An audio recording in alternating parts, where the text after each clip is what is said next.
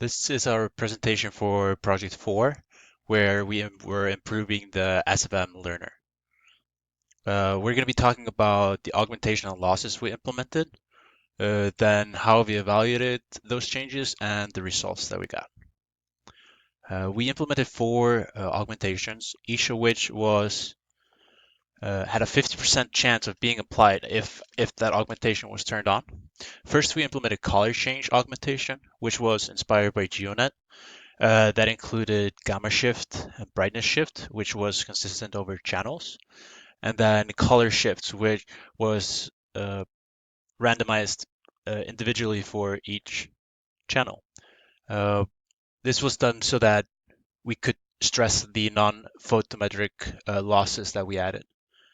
In the second augmentation, we added Gaussian blur.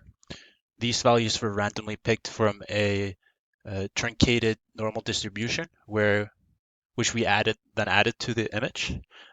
These were also not consistent over channels. In the second augmentation, we implemented horizontal and vertical flip. And then lastly, we implemented rotation. We wanted to be able to get the maximum real estate from the original image, so we implemented dynamic scaling.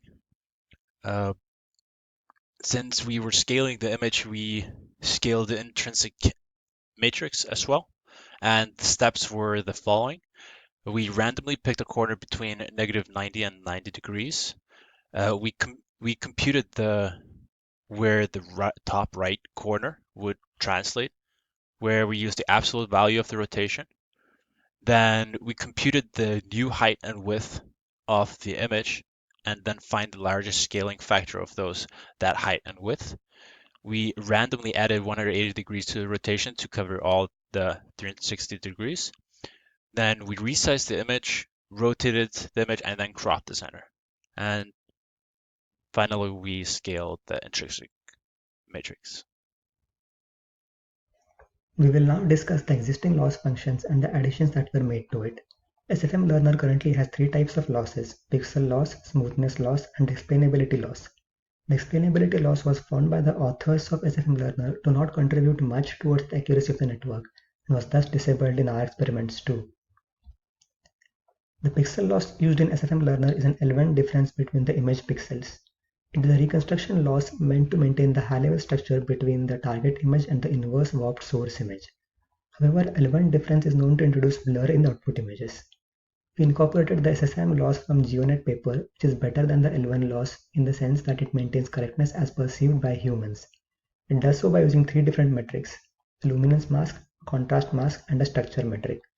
Further, SSIM works over small patches of the image at a time and thus is better at maintaining high-level structure in the entire image. The final pixel loss is a weighted sum of the L1 loss and the SSIM loss. The smoothness loss in SFM Learner simply tries to minimize the second-order derivatives of the depth map. This does not account for the regions in the image which actually have edges and thus can have high gradients in the depth map too. We incorporated the smoothness loss from GeoNet, which considers a weighted sum of the gradients of the depth map with the weights provided by the image gradients. The weight is low in regions where the image gradients are high, and the weight is identity in smooth regions in the image. Intuitively, this means that we should not penalize the depth gradients for image regions with high gradients, because such regions can be expected to have different objects present at different depths. We additionally included an image gradient loss from another paper called LIGO. This is simply an L1 loss on the first order derivatives of the image. This is meant to help in reconstruction correctness as a supplement to the pixel loss.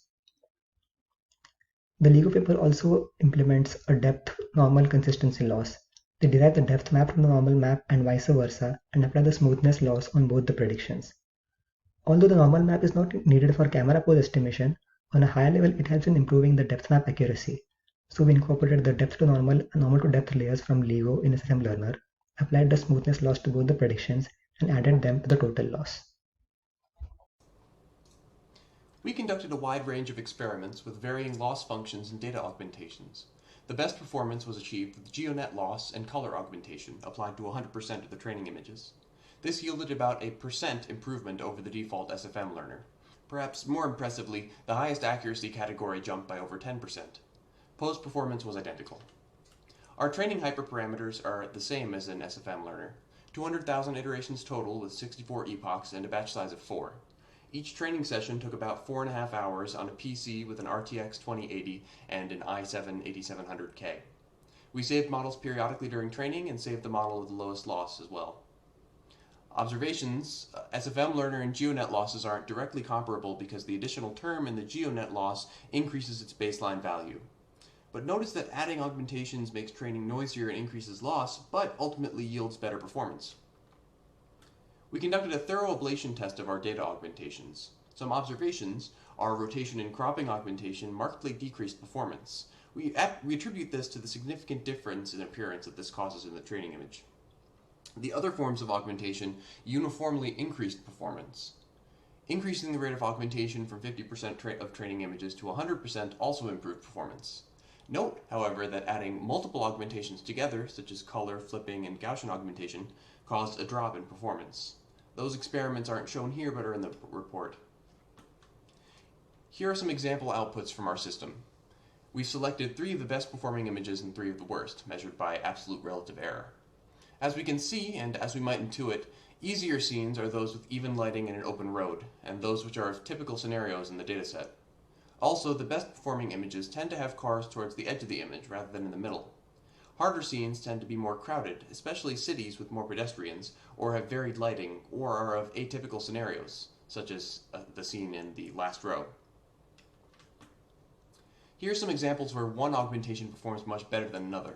In the top example, the color augmented model does a much better job reconstructing the tree and the pole. We could understand this as being because it's better at distinguishing image features in the low contrast shadows. The middle 2 examples show where the vertical and horizontal flipping improved performance over color. The bottom example shows a degenerate case for the full rate color augmentation. This is a great example of why black box models needs robust sanity checks. You wouldn't want your self-driving car seeing that. For future work, we'd like to further explore how the model reacts to different kinds of data augmentation. Lastly, here's a reconstruction of a novel scene very unlike the testing dataset. As we can see, the model does a reasonable job of reconstructing the basic structure of the scene. Thanks so much for watching and have a great summer.